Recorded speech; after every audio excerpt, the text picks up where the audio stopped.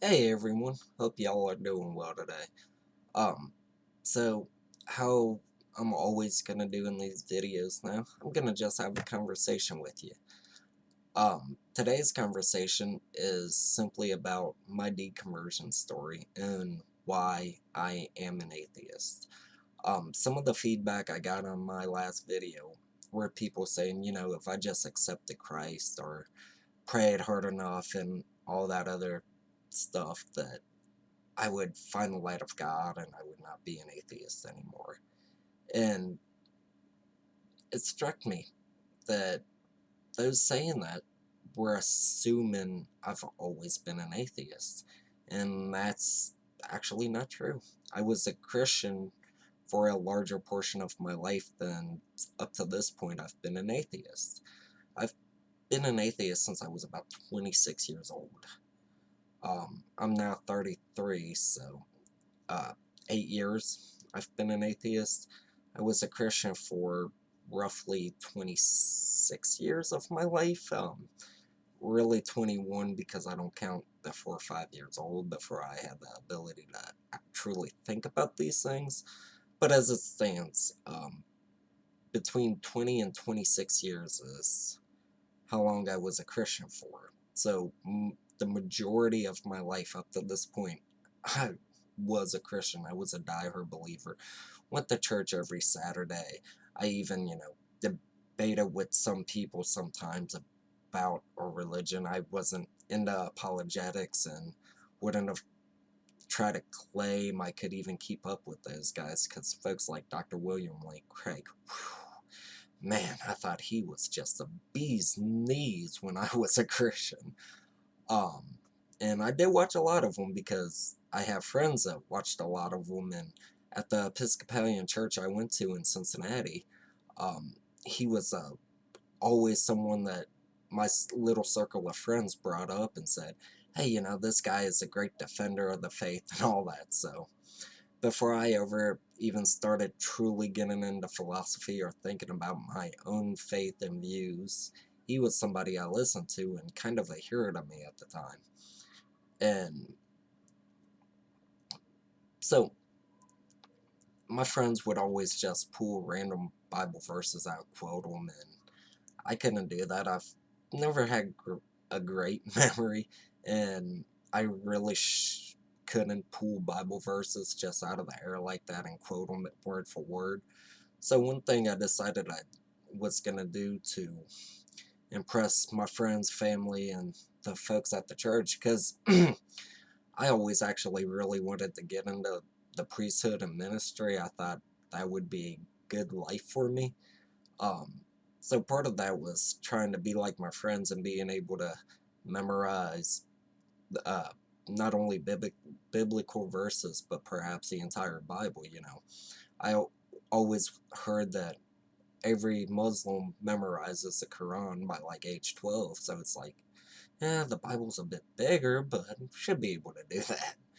Um, anyway, that's neither here nor there. But, so, I started a cover-to-cover reading of the Bible. I read it so intently and so intensely that I finished the entire book from Genesis to Revelations, every word, every chapter, every paragraph, every verse, in about 4 days. It was then that I had to be honest with myself that there were some things I found to be troubling, so to speak. Most of it came down to not, the BS scientific claims in it, because at the time I didn't realize they were BS, or the strange writing style, or even the poor philosophical implications, because at that time I really didn't know much of philosophy outside of a few Christian apologists that me and my friends listened to. But what started troubling me was the morality of the Bible, the morality of this supposed supposedly all good, all loving being that was good by its very nature. And that's that's when I started questioning what I was believing. How could this God be what Dr. Craig called all the epitome of goodness, the paradigm of goodness, but order something that I myself could not find good? So I tried to research this more, reading a lot of the literature about it, and no matter where I looked, I wasn't finding an answer for this. It was either a post hoc justification, like, oh, well, I'm sure God had some morally justifiable reason and we just don't understand it, or uh, another variation of that is that God works in mysterious ways and all that hoopla, or that, it's just not meant for us to understand, but we just have to trust that God is good and He had a reason for it. The basics like that, and that wasn't really helping me. I now understand it's because people really can't answer that question. But back then, it was just nobody was answering it, and I couldn't figure out why. No matter what book I read on the subject, no matter what apologist I looked at, no matter who in my church I asked, from the priest on down to the person who sat next to me on the pews, nobody could answer these questions with more than just the hand wave, and we don't have to understand why God did it, we just have to trust God. And to me, that wasn't good enough. I've never considered myself a high level intellectual, but I cannot bring myself to use those same kind of mental gymnastics and hand wave it away. There had to be something I was missing. So I reached out to a friend of mine who was a devout Catholic and got a Catholic version of the Bible because, they have extra books that the standard King James Protestant Bible does not have. So I got my hands on one of those and then read that cover to cover. That did not help. I actually came out worse for wear from that one because not only did I have the same questions I did going in, I now had more of those questions from reading the extra books. So that didn't help at all. I went right back to trying to look for answers in apologetics. Maybe if I wasn't finding it on their websites or in their written work, maybe, just maybe, I could find it in some YouTube videos somewhere. So that's starting me down a rabbit hole of watching these videos from these philosophers and these apologetic channels, and that even led me into watching a lot of debates about this. And one time I heard that a certain apologist was going to use a moral argument from God, so I'm sitting there thinking, he's using a moral argument for God, so this must contain the answer that I'm looking for of why God would actually either do, allow, command, or condone these morally heinous acts that are found in the Bible. Nope. All he did was say that, objective morality exists, so God exists, and it's like, I don't even, at this point, I'm sitting there questioning the if morality could be objective, and if it was, how could it come from a God that would do such heinous things? So the moral argument from God was actually hurting my faith a lot more than helping. Um, and then, so I started reaching out to friends I had in other faiths and other sects of Christianity. I had a cousin who was a Jehovah's Witness. I asked him, still no answers, still the same kind of hand wavy stuff. Every single person I talked about was just did the hand wave and then the non answers, and it's good because God is good, and it's got to be good because God's nature is moral, and not moral, because God's very nature is a paradigm of good and all that. So nothing was satisfying those questions I had. At this time, I decided I was going to take it upon myself to study more philosophy. And it actually wasn't until just a couple years ago that I could that I fully fleshed out and understood my own moral worldview, because it's not something I truly thought about. I just kind of held on to what I have for most of my life. Thing A is wrong because thing B, I go more into my moral philosophy and my book, so I'm not gonna dive into that too much here. But I started reading a lot of literature on moral and ethical philosophy, seeing if maybe I could come to the answer on my own. That was a rabbit hole that took me a couple years to get through, but I'm I'm glad I did, because it gave me a better understanding of this subject. I just wish I would have dived into more other areas of philosophy besides apologetics beforehand. That's another story too. But so studying more philosophy absolutely did not help answer my questions, and it did not unshake my shooken faith from fully reading the Bible. There's an old trope that's been tossed around a lot by atheists, that the best way to make an atheist is to have someone read the Bible. And in my case, that's 100% truth, because my faith was now fully shook and cannot be reconciled by apologetics on this, and the lack of answers for why God would commit these moral things if he was the epitome of good literally just destroyed that whole portion of my faith. I was desperate to hang on to it, though, to be honest.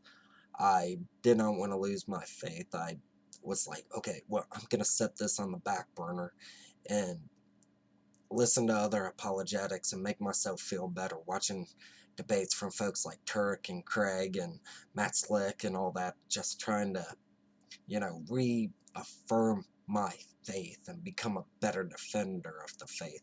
I went out and bought, all in the course of a week, 24 different apologetics books.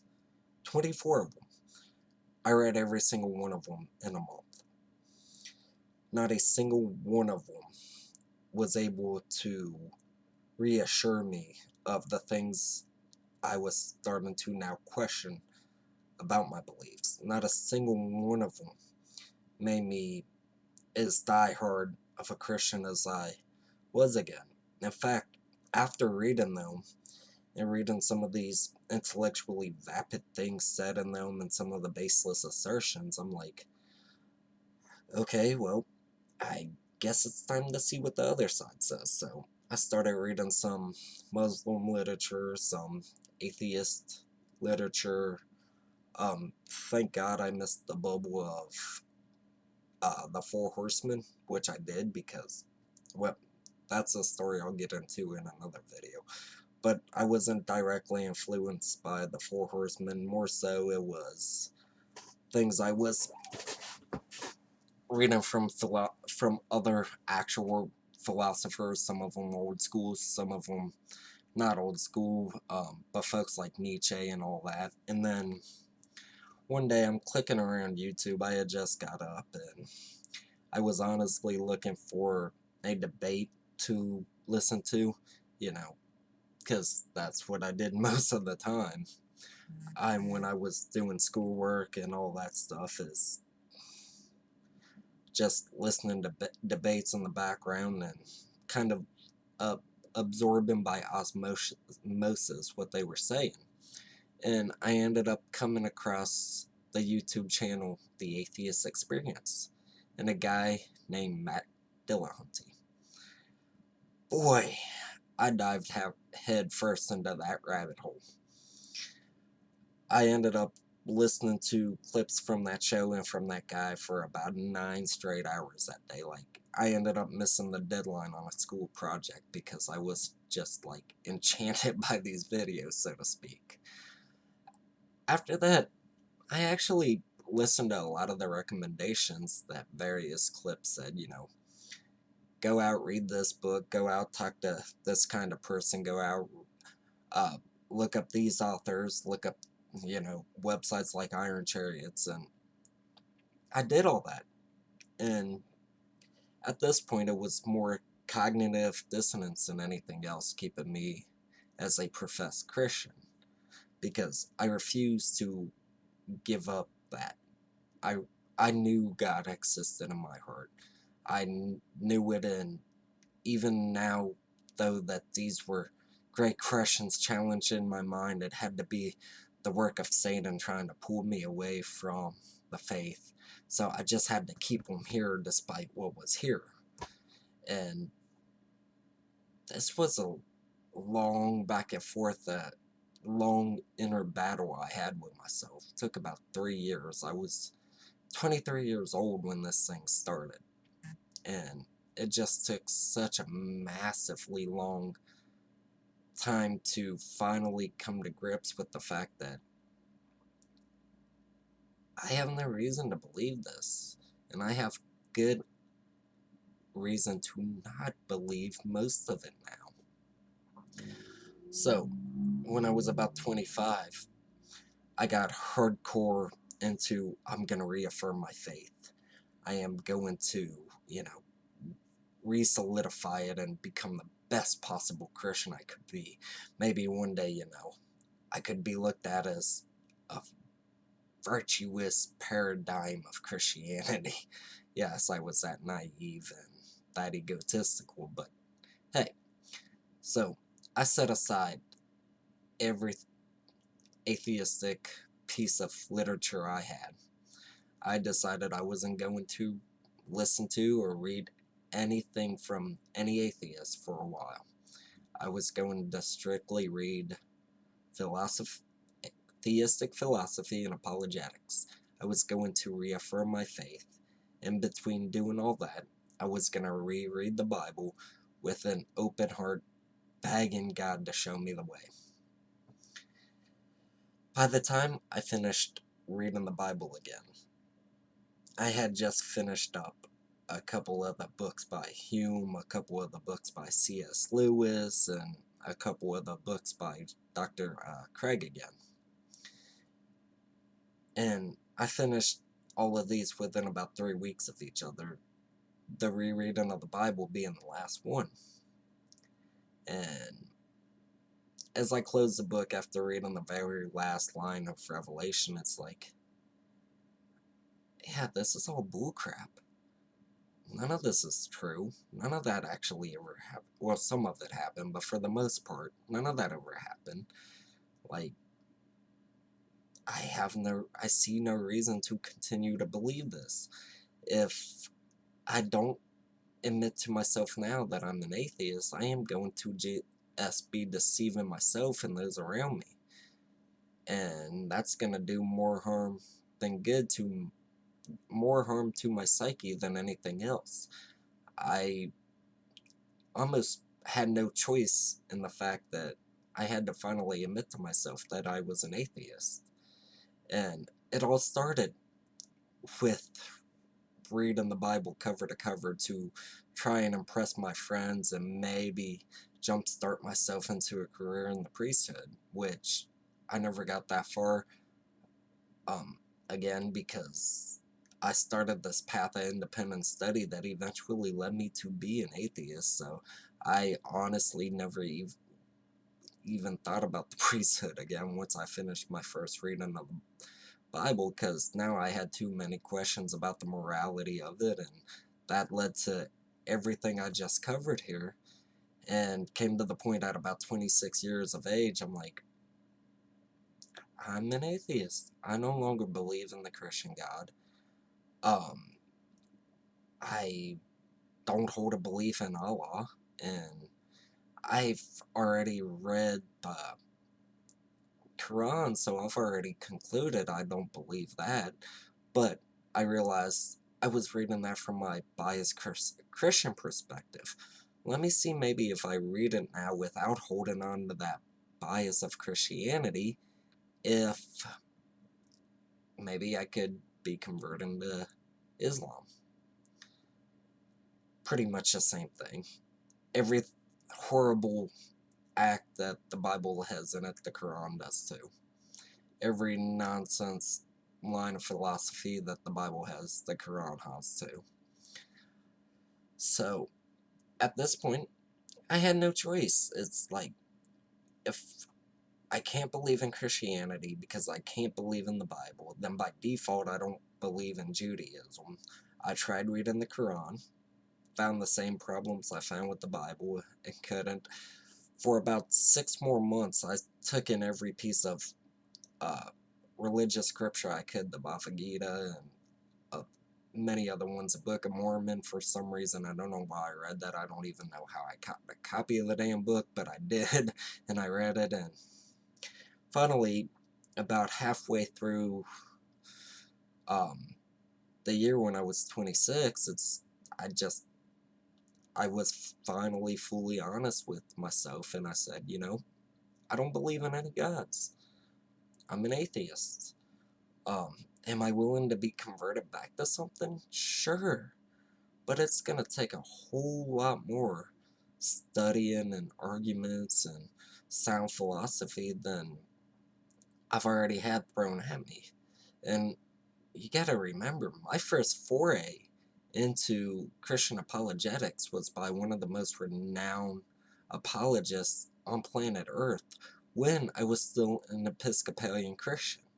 That should have been enough, and it wasn't.